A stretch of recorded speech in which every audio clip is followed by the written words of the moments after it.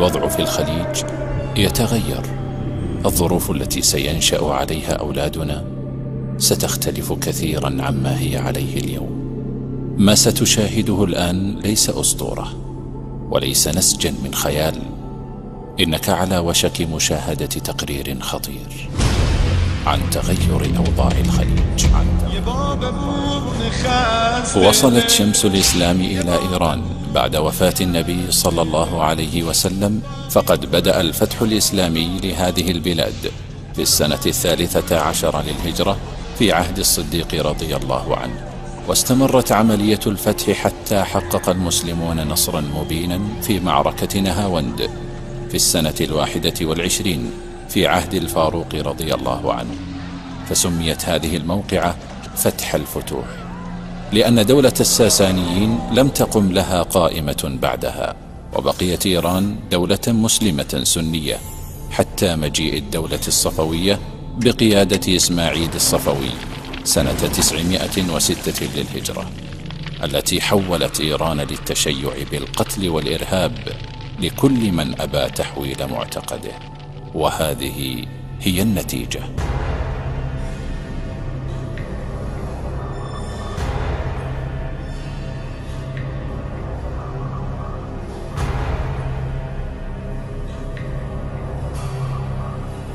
في لبنان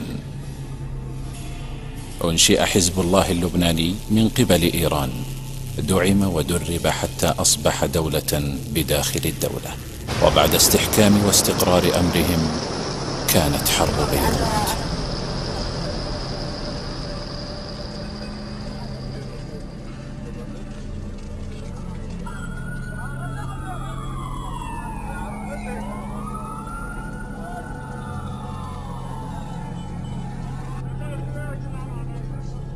يا سيدنا الاشهاد قطع ماشي وحكينا شيء نحن ونحن عمل. في اليمن استضيف بدر الدين الحوثي الزيدي المذهب في إيران لمدة 7 سنوات، وبعد عودته وتأثره بمذهب الاثني عشرية تم دعم حركته وتهيئتها وسيطرتها على مواقع جغرافية حساسة. وبعد استحكام واستقرار أمرهم كانت الحروب الستة.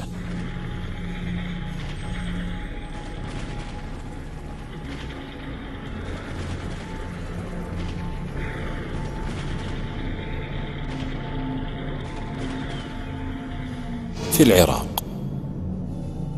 تمكن الشيعة واستلامهم زمام الحكم، والنتيجة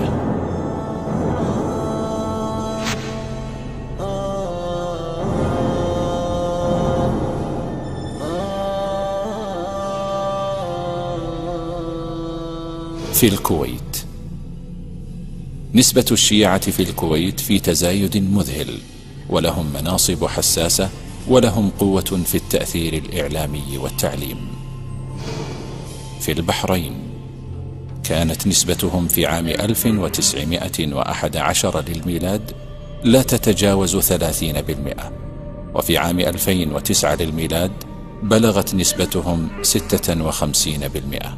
ومن مظاهر التغلغل الشيعي في البحرين هو وصول الدكتور مجيد العلوي إلى منصب وزير العمل حاليا، وهو أحد 73 شخصا من الذين خططوا لتصفية الأسرة الحاكمة البحرينية من أجل انقلاب على نظام الحكم في البحرين، وذلك بمعاونة إيران في عام 1982 للميلاد. المملكة العربية السعودية بلاد التوحيد وحصن العقيدة الصحيحة، يعلن الشيعة اليوم عن مطالب تبدو في الوهلة الأولى أنها حق، متناسين أعمال العنف والأفعال التخريبية التي سبق لهم القيام بها في الحرمين.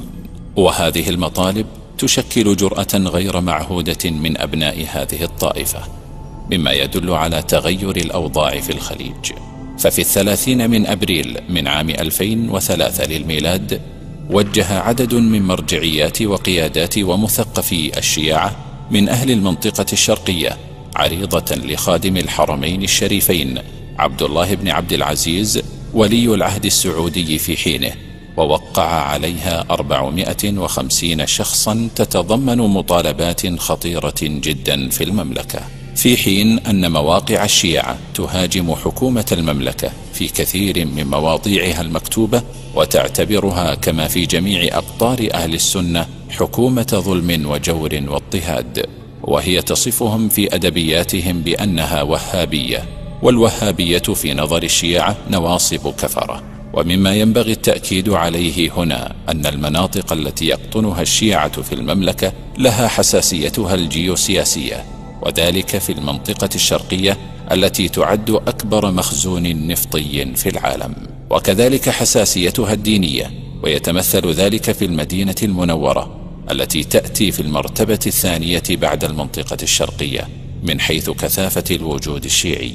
وهذا يعني أن تمكنهم من هاتين المنطقتين يعني قلب الخارطة الجغرافية والسكانية والاقتصادية للعالم العربي بأكمله، وهو ما يستقيم مع الخارطة المنشورة في أحد أعداد مجلة القوات المسلحة الأمريكية، والذي يرسم مستقبلا للمنطقة يقوم على إعادة هيكلة الشرق الأوسط. كما أنهم يسعون جاهدين لتكثيف وجودهم في المدن الرئيسية وتكثير نسلهم واعتمادهم على الأعمال الحرة والتجارة والاستثمار، ويعملون غالبا على إيفاد العمالة الشيعية، ويكثفون وجودهم السكني في أحياء معينة من خلال امتلاكهم العقارات بها، أو من خلال الاستئجار، مع محاولة منع غيرهم من التملك فيها أو السكنى معهم، مبتغين من وراء ذلك تأمين مناطقهم السكنية وجعلها قلاعا مغلقة أمام المجتمع أو أجهزة الدولة إذا تطلب الأمر، كما هو الحال في العراق ولبنان أيضا. كما أنهم يدينون بالعداء الشديد لهذه البلاد وحكامها، لذا قاموا بالثورات والمظاهرات، ومن المعلوم ما قاموا به من ثورات في المنطقة الشرقية، والتي كان من أكبرها ثورة عام 1400 للهجرة، وكذلك ما قاموا به من ثورة مسلحة وفوضى مسلحة في موسم حج عام 1407 للهجرة، والتفجيرات الخطيرة عند المسجد الحرام في مكة المكرمة أثناء حج عام 1409 للهجرة، وحادثة نفق المعيصم عام 1410 للهجرة، وحادثة تفجير الخبر عام 1417 للهجرة، وغيرها. ومن ذلك أعمال العنف والشغب التي قاموا بها عام 1413 عند الثانوية الصناعية في المدينة المنورة، فتصدى لهم المواطنون. كذلك أعمال الشغب التي قاموا بها في البقيع بجوار مسجد رسول الله صلى الله عليه وسلم عام 1429 للهجرة.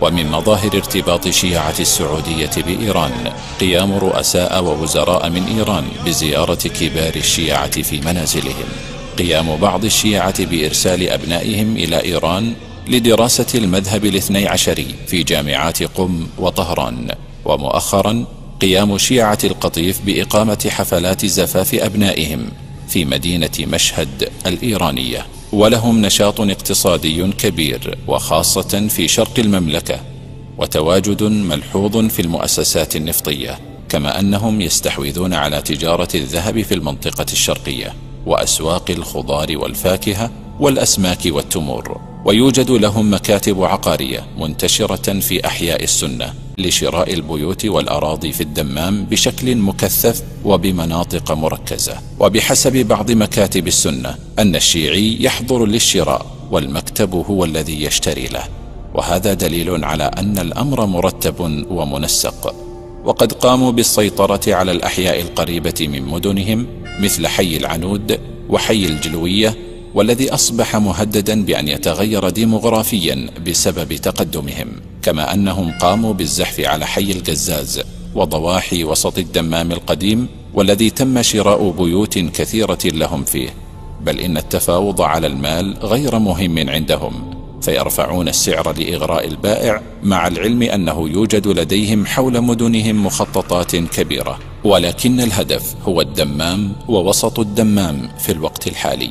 إن ظاهرة شراء مجموعات من شيعة المنطقة الشرقية في القطيف والأحساء لأراضي ومساحات بيضاء في مناطق ومحافظات أهل السنة أصبح ظاهرا للمهتمين وغيرهم، ولملاك العقار السنة وغيرهم من عامة المواطنين بل والمقيمين. ففي الحرمين مكة والمدينة وجدة والرياض وأبها وحائل والمزاحمية وشمال المملكة، وفي عرعر وحفر الباطن ورفحة والقيصومة، بل وفي قرية العليا. يلاحظ التحرك الغريب لهم في تلك المناطق خلال هذه الفترة بالذات، حيث انعدام الاستقرار السياسي في العراق ولبنان، بل والشأن الداخلي لإيران وسوريا، علاوة على الغلاء الشديد في قيمة العقار، في حين أن الشيعة يدفعون أضعاف قيمة الأراضي أحيانا. فمن الممول الحقيقي لهم بهذه المليارات المتدفقة لشراء أراضي سنية؟ وبحسب مراقبين أنهم تساندهم شركات كبيرة، ومنها شركة داماك، والتي هي أضخم مطور للعقارات الفخمة في الشرق الأوسط في القطاع الخاص. فخلال عقدين فقط تمكنت داماك من تحقيق نمو كبير تحولت فيه من شركة إطعام محلية إلى شركة عالمية ضخمة بأنشطة في أكثر من 16 بلدا. فهل هذا جهد طبيعي أم أن وراءه دول؟ والمتوقع حسب تحليل الخبراء والمختصين أنه بحلول عام 2025 للميلاد سيكون للشيعة كثافة سكانية ومالية كبيرة في المنطقة الشرقية. وإليك المفاجأة: دولة الأحساء والقطيف، والتي تم الانتهاء من وضع أنظمتها وقوانينها وهي بانتظار ساعة الصفر فقط. إذن فإن الوضع في الخليج يتغير، وقد حان الوقت لأن تستيقظ. بالرغم من وضوح مخططاتهم وظهورها للعيان، فإن خططهم تسير على ما أرادوا. لماذا؟ إنه تصدير الثورة، أو بمعنى آخر نشر التشيع في العالم. إيران، وبالرغم من قوة ناتجها القومي، فالملاحظ أنها تعيش في فقر مدقع لا يخفى على مطلع، والسر يكمن في أن الميزانية السنوية الإيرانية تخصص 30% فقط للبنية التحتية، فيما يتم تخصيص 70% الباقية للتسليح وتصدير الثورة. وما زال تصدير الثورة مستمرا إلى أبعد مما نتخيل.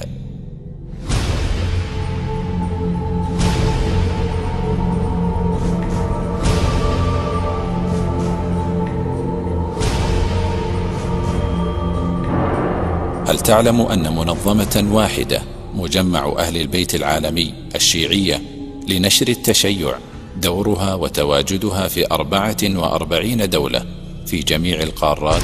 فما قولك في غيرها من المؤسسات التابعة للمجلس الأعلى للثورة الثقافية؟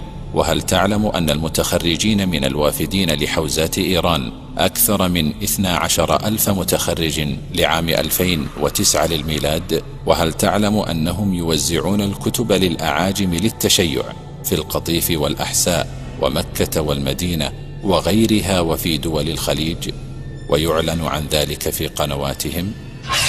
لدينا طموح نسعى ليل نهار للسيطرة على كل الإسلام، رأس الإسلام في الشام وغير الشام. والله نسعى إلى السيطرة على الحجاز وعلى نجد وعلى الكويت وعلى البحرين. نحن لدينا عقيدة واضحة، هي رئاسة الأمة الإسلامية بأكملها، رئاسة الأمة بقيادة المرجعية في النجف وقم.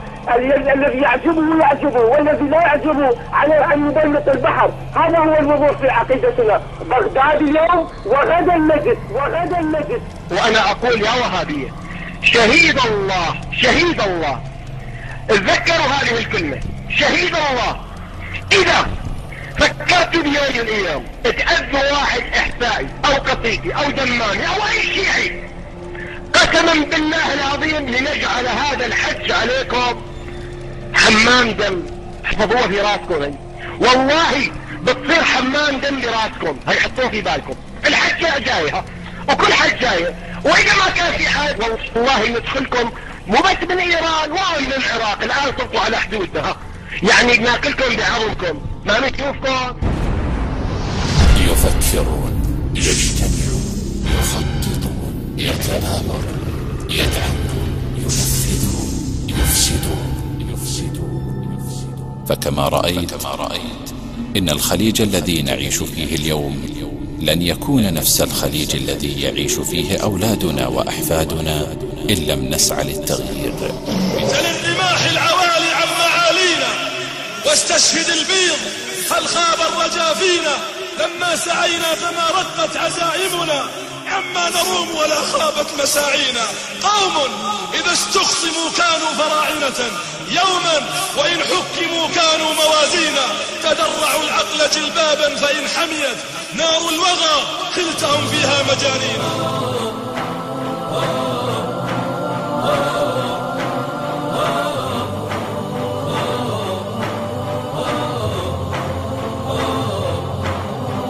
جنود الوطن الحر امضوا وادحروا الشر، ودكوا البغي دكوا لكن علقم النور. وكونوا في مضي يزف الفر بالكر، من الجو فمصبر وسحب يملأ البر. جنود الوطن الحر امضوا وادحروا الشر، ودكوا البغي دكوا لكن علقم النور. وكونوا في مضي يزف الفر بالكر، من الجو فمصبر وسحب يملأ البر. جنود الوطن الحر امضوا وادحروا الشر، ودكوا البغي دكا دكا علقم النار. وكونوا في مضي يزف الفر بالكر، من الجو فقصبر وزحف يملأ البر. سعوديون والعزم فينا شعل النار، بنا الإقدام والحزم نحمي بالفدا الدار.